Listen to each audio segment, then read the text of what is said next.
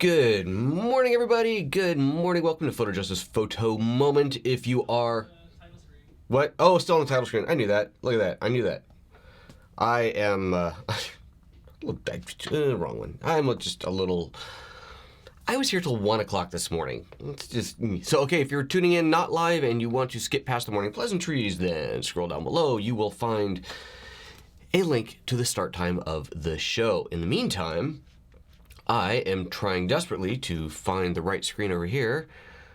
For some reason, that's not loading. Well, here's the show. This is today's show. This is where I am right now, as far as I can tell. Tells me everything's good. Let me pull up the comments here in the right window, and we will be good. All right. Wow, a lot of comments in here this morning already. That is always a lovely thing to see. A lot of people already tuning in. I can imagine why. Let's give me just a moment here to get this one running. And we are good to go. All right, so there's a ton of comments in here already. Let me scroll back up, and I don't know how many of these have already scrolled off screen. And I know there was even a super chat comment this morning, which I saw. Thank you very much for that. But that's already gone as well. But I do know the question was about configuring your phone to do the Bluetooth connection with the GPS adding to your camera. I will do that. That'll be a whole separate show, but I will absolutely do that. It's really cool. So we'll get that up and running for sure. Okay, let's see here. Sully saying, check out my latest upload. The GH5 doesn't suck. Good call. I like it. All right, real quick, I'm just going to scroll through the comments here. Says anything with the big @PhotoJoseph on there for me I need to address. Oh, Martin Pitt says, see above. Martin, you're not helping me. Martin, don't flatter yourself. Oh, yeah, you guys wanted to see more of Ryan, so we did that for today's title show. There's the smiling Ryan for you. All right, let's see here. Let me scroll back through these. And sorry. It's one of those mornings. Okay. Ryan saying, please explain how to... Oh, that was from Icarus video. Thank you. Please explain how to set up an iPhone to feed the GPS into the camera. Yep, so we will absolutely do that. Not today. It's a whole separate thing. Okay. Did I have an announcement? No announcement, I don't think. We're just going to get into this. All right. Let's do the show. Why not? Good morning, and welcome to PhotoJoseph's Photo Moment, first live daily photo show on the YouTubes every weekday morning, 9:30 a.m. Pacific. If you're not watching live, you could be, you should be, because it's a lot more fun. But hey, we love all the post views as well. So, I'm in a kind of a conundrum right now, but here's the thing. I did a bunch more GH5 autofocus tests yesterday. I've been doing tests over the last few days and trying different things and so on. And I was going to do kind of a, look, this is how you set it up to do this, and we're done. But I thought, you know, we can do better than that. Let's make this a bit more interesting. Obviously, I'm not going to try and make a video that says the GH5 isn't any good, because we know that it is. I'm also obviously not going to make a video that says, I don't know what everybody's talking about. The GH5 focuses perfectly. Look, as long as you set it to this. Because as people have pointed out in watching many of the videos that are out there, there's a lot of... there's a lot of misconfiguring, but more importantly, it seems that there's a lot of trying to find a single setting, kind of a one setting to rule them all. You know, Lord of the Cameras kind of a thing. And that's... I get that. I really do. It would be great to just say, hey, camera, focus, and it just does what it's supposed to do, at least what you think it's supposed to do. But the GH5, as we've talked about, does give you options, which, as someone else had said in a comment, with great power comes great responsibility. You do have more control over your autofocus system than, as far as I know, has ever been put into a DSL-type camera, DSLR, DSLM, but it does have its drawbacks, primarily that you got to figure this out. You definitely got to make this work. So I have figured it out. I have made it work for a lot of the type of videos that we're seeing. You know, one person on camera moving around, back and forth, in and out of frame, and that sort of thing. And that is what I'm going to be releasing. It is all edited and all ready to go. As a courtesy, I have asked my friends at Panasonic to look at it to make sure that I'm like not doing anything blatantly stupid in there, because I have that option. I have that possibility. You know, the last thing I want is, there's videos out there, right, where people are going, dude, you tested it wrong. And I think I did it right, but you know, hey, I had the option to ask Panasonic if I did it right, so that's what I'm doing. So with any luck, That will be all reviewed and done before the end of the show, and I will say publish right at the end of the show, and we will have a autofocus test. If they say, dude, you're an idiot, you shouldn't have done this, then I may have to do a little re-edit. But the end result is we have great autofocus. Now, one thing I want to talk about, we have these two settings, the autofocus speed and autofocus. Ryan, bring me my GH5, please. The autofocus speed and the track, I forget what it was called. I am so tired. Anyway, one, there's the whole locked on and responsive, and then fast, slow autofocus. And even going back to the Matt Fraser video that I did, we'll link to that up here, where he explains the autofocus system, it's kind of hard to understand, kind of hard to follow, and may not always be even what you think it should be after watching that video. End result is the settings may not be what you expected them to be. And one of the particular ones is the autofocus speed. And if you have it up too high, then in all the tests that I've done, if it's all the way up, you get what I've called focus pulsing, but I've seen it referred to as breathing as well, where the focus is doing a little bit too much of this. And it's unnoticeable, I think, if you have a, thank you very much, if you have a close-up shot, solid background, you're not going to see it. But the test that I was doing, I was outdoors, distance is way off in the distance, and so that's clearly way out of focus, and small focus changes were making noticeable differences in the background bokeh. And so that kind of focus pulsing is great. Sorry. Responding here, we're good. Panasonic's happy with the video, so it's publishing right at the end of the show. That kind of pulsing is not good. Sorry, I told you I'm tired. 1 a.m. So if you have it too fast, you're not going to have a good result. But if you get it right, it looks phenomenal. I really, really think that it does. So in the video that I am now have been told is looking good, Panasonic's happy, I'm going to release it. You will see, purposely, it's 20 minutes long, I purposefully kept in all the progression, right? So you're going to see a lot of stuff that doesn't work. You're going to see the settings for everything on there. You see the exact settings of what it was set to. So you can take a look at it for yourself. And there's a couple of, the last couple ones I'm going, could be this, could be that. They're both really good. But I think I came up with, for this particular type of use, a final setting that worked out really, really well. But again, you might want to tweak it for your own use. One of the other points that I make in the video quite significantly, quite deliberately, is it's not magic. This is not, it's a tool, it's a filmmaking tool. Don't expect the camera to do everything for you. I think that, and I know that there are some cameras out there that practically do, like it's just, focus is kind of magical. And maybe this is too, and we're working on getting it there, getting the right settings for that. But don't expect the camera to do everything for you. It's a tool, like every other photography, video filmmaking tool out there.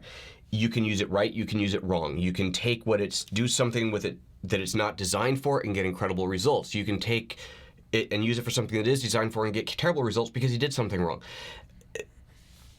This is not a point-and-shoot camera. It's a professional camera, so treat it as such. It's not going to do all the focusing for you perfectly automatically. It's also not going to edit for you. It's not going to choose your music for you. It's not going to set direct. It's not going to do the makeup. It's one part of the program, so just expect that. And I'm not saying this is kind of any kind of a, oh, well, don't put too much faith into the camera. You can put a lot of faith into the camera. But I'm also saying don't expect magic. It's still, it's still a camera. You, as the filmmaker, need to have some direction, some control over this as well. Okay, that said, you'll see the process of how we did this. I set up the GH5 on connected to my Ninja, and we captured with the on-screen display enabled. So that's actually what you see in this picture here. You can see the face detection on there at work. And so we did that so that you can see the settings in the menu as I choose them. And then you'll see a little overlay that tells you what the setting is. You will be able to see the focus tracking on the face, when it grabs it, when it doesn't. You will see all of that. You will see the exposure settings. Everything's there, right? This is kind of, open kimono. It's all there for you to see. And like I said, the first probably 15 minutes of the video are settings that don't work. It doesn't focus right. But then we get it right, and it's great. So that's what the video is. Let's see, what did I shoot? I shot it 4K, of course. Shot at 4K 30p. I couldn't shoot 60p because my Ninja Assassin doesn't capture 60p, so it's 4K 30. Kind of funny, actually. This is a really good. Can I do this? This is a really good point. If you are using a Ninja Assassin, or Actually, let me back up. Forget about the ninja sensor. If you plug your GH5 into any camera, any recorder, and you get a screen that looks like, oh, where is it? Oh, it's in a chat. Hold on, let me pull it up. You get a screen that looks like what I'm about to show you. I want you to know the problem is that you are trying to send a 60p signal to a non-60p capable camera. That's what I want to show you. So here's the picture. This is up. Here we go. So if you see this is just a iPhone snap of my Ninja Assassin. So see the colors are all weirdly blue. The top bar is red. And then here with the settings on, it says 1080p 119. You're like, wait, what? What is that? What's going on? Okay, that means that you are sending an incompatible signal. And it took me like 10 minutes to figure this out because, I'm smart like that. But here's what's really cool in the GH5 is you can, how in the GH4 you could change the HDMI out. So you had, let's say 4K 30p set on the camera to record internally, but then the output, you could say downscale the output to 1080. Well, now what you can do, because you can shoot 4K 60 on this camera, you have a new option in here to output 4K 30. So you can have 4K 60 internally and 4K 30 externally. Now, this is actually something someone had asked me about on Twitter, and I still haven't tested it because I will. The theory is, and I think this is valid, and I think this will work, I think you could record 60p internally and 30p externally simultaneously, which is pretty cool, I think. Anyway, so I just want to show you, if you see that weird screen on your external monitor, it's because you're pushing 60p to it and it can't handle it. So set the camera to output 30p. Okay, let's take a look at the comments that are going by. Let's see here. Backing up, Jorge says, need help between choosing the 100-400 from Panasonic and the Olympus 40 to 150. Well, that's a massive difference. That's a huge difference. So there's totally different use cases. In 35mm equivalent languages, you're talking about 200 to 800 mil versus 80 to 300. So those are drastically different, man. So that Jorge is going to just depend on what you're shooting. I cannot make a recommendation between the two. Let's see here. Oh, Martin was asking about referrals for UK customers. Yeah, I have affiliate links to all US-based stores. I don't know if you click on my Amazon US link and you go to the Amazon UK store, if that tracks through. I don't know. I appreciate you trying. Do that first, and if it works, great. But if you're not buying from Amazon, I don't have affiliate relationships with any UK stores. If you've got a really good UK online store, please let me know. I have zero idea who's big there. Send me a link just in the comments or something, and not here in the chat because I'll miss it. And I will see if I can do that. I may not even be able to because I'm not in the UK. They may not be able to do that. They may not be willing to send the money internationally. Who knows? But I'll look into it because I appreciate that. You guys want to use my affiliate links, and I really like that. Thank you very much. Frank is saying, is this episode being recorded for watching later? Yes, they all are. They all always are. Emax says, I can't wait to see your test of the autofocus on the GH5. You will see it very soon. Jay says, I had to transcode DNX HD 10-bit 4K files to use them in Premiere, but they edit easily in this. Transcode to DNX HD 10-bit to use in Premiere. Okay, I'm not a Premiere editor. I have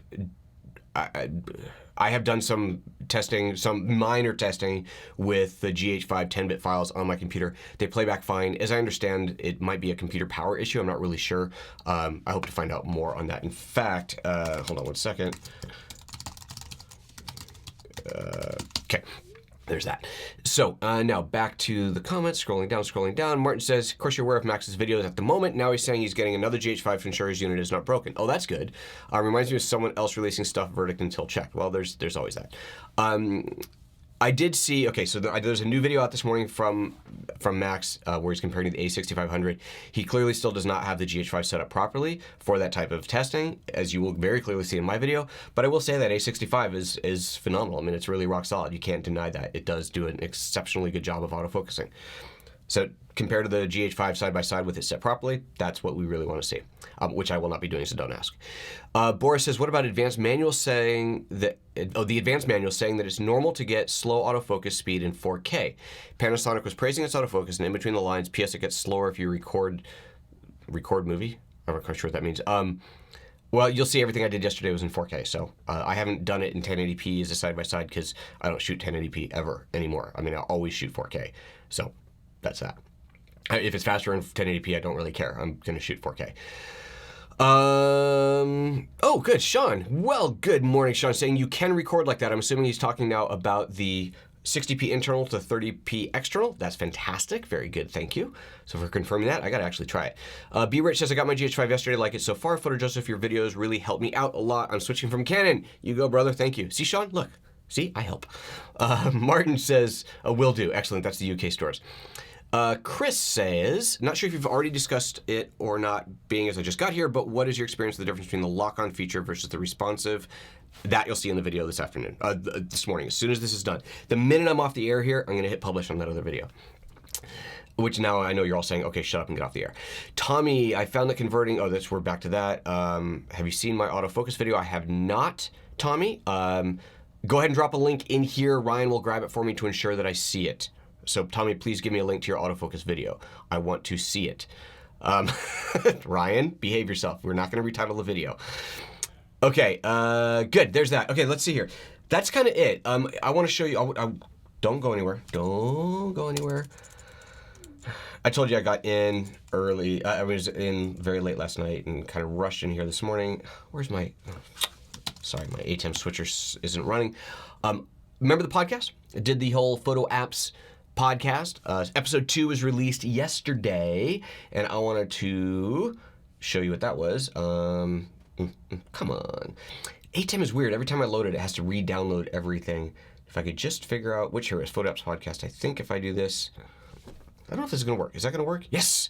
There we go. Easy release. So if you do anything with models, Easy Release is a fantastically easy and awesome model release app, and with the podcast is really fun with the creator of that. We talk about kind of a bit of its evolution and how it works and how to get the most out of it and some kind of little hidden tips in it and so on. So I've been using Easy Release for years and years.